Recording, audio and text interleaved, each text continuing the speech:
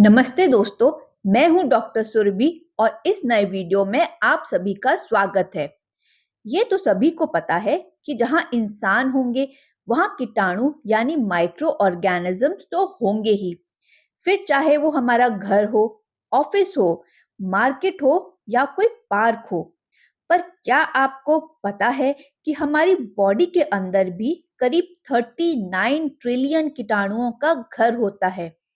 इनमें से कुछ अच्छे होते हैं जिससे हमारी बॉडी को फायदा होता है और कुछ बुरे होते हैं जो अपने साथ कई तरह की बीमारियां लेकर आते हैं।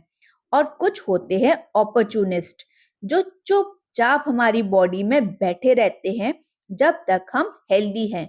पर जैसे ही हमारी इम्यूनिटी थोड़ी वीक हुई, ये कर देते हैं हम पर हमला और जकड़ लेते हैं कई तरह की बीमारियों से। तो ये तो हुई हमारी धरती की बात। पर क्या आपने कभी सोचा है कि एक स्पेस स्टेशन पर भी आपको कीटाणु मिल सकते हैं? जी हाँ फ्रेंड्स, ये बिल्कुल सच है। और ये सुनने के बाद आपके मन में कई सवाल आ रहे होंगे। ये कौन से कीटाणु हैं? कहाँ से आए? वहां कैसे पहुंचे? उनके बारे में पता कैसे चला? और ऐसे कई सवाल। इन सारे सवालों के जवाब आपको इस वीडियो में मिलेंगे। और आगे भी ऐसी ही इंटरेस्टिंग वीडियोस देखने के लिए चैनल को सब्सक्राइब जरूर कीजिएगा। सो फ्रेंड्स, अब चलते हैं अपने टॉपिक पर। आईआईटी चेन्नई ने एक रिसर्च की थी इंटरनेशनल स्पेस स्टेशन में। जिनको नहीं पता उनकी जानकारी के लिए बता दूं, इंटरनेशनल स्पेस स्टेशन अब तक का सबसे बड़ा स्पेस स्टेशन है और इसे 5 countries US, Russia, Europe, Japan and Canada की स्पेस एजेंसीज ने मिलकर बनाया था। ये लो अर्थ ऑर्बिट में अर्थ के चारों ओर चक्कर लगा रहा है पिछले 25 सालों से। यहाँ एस्ट्रोनॉट जाकर रहते हैं और स्पेस रिसर्च करते हैं। ऐसे में एक रिसर्च आईआईटी चेन्नई के साइंटिस्ट ने वहां की पूरे 2 साल तक।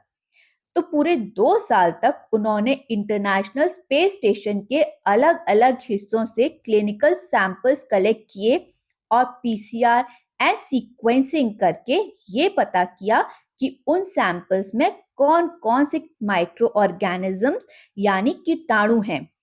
और उन्हें मिले वहां कई तरह के कीटाणु।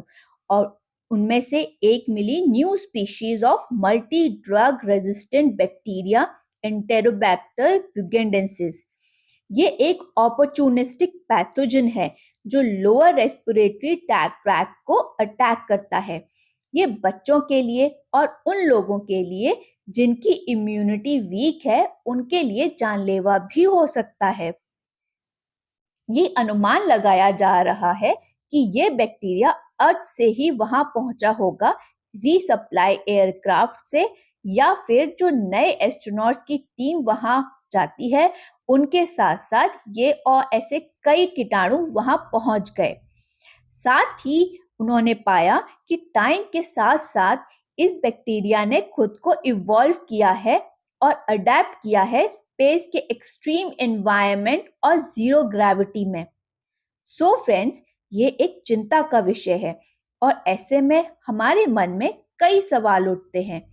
अगर कोई एस्ट्रोनॉट इससे इन्फेक्टेड होता है तो वहां पर प्रॉपर मेडिकल फैसिलिटी ना होने पर क्या होगा?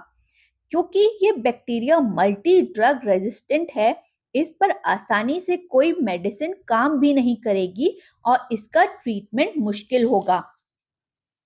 ऐसे में क्या एस्ट्रोनॉट को ट्रीटमेंट के लिए अर्थ पर लाया जाएगा? और अगर वो ट्रीटमेंट के लिए अर्थ पर आते हैं तो वो बैक्टीरिया अर्थ एनवायरनमेंट में किस तरह बिहेव करेगा? क्या कोविड की तरह इसके भी फैलने के चांसेस हैं? इसके साथ ही फ्यूचर स्पेस मिशंस पर भी असर पड़ सकता है। और अगर हम फ्यूचर में मार्स पर ह्यूमन कॉलोनाइजेशन की बात करते हैं तो वहां पर मल्टी ड्रग रेजिस्टेंट बैक्टीरिया का फैलना बहुत ही घातक साबित हो सकता है। सो फ्रेंड्स, इन सभी चीजों पर अभी भी रिसर्च चल रही है और फ्यूचर में इन सवालों के जवाब शायद हमें मिल जाएं।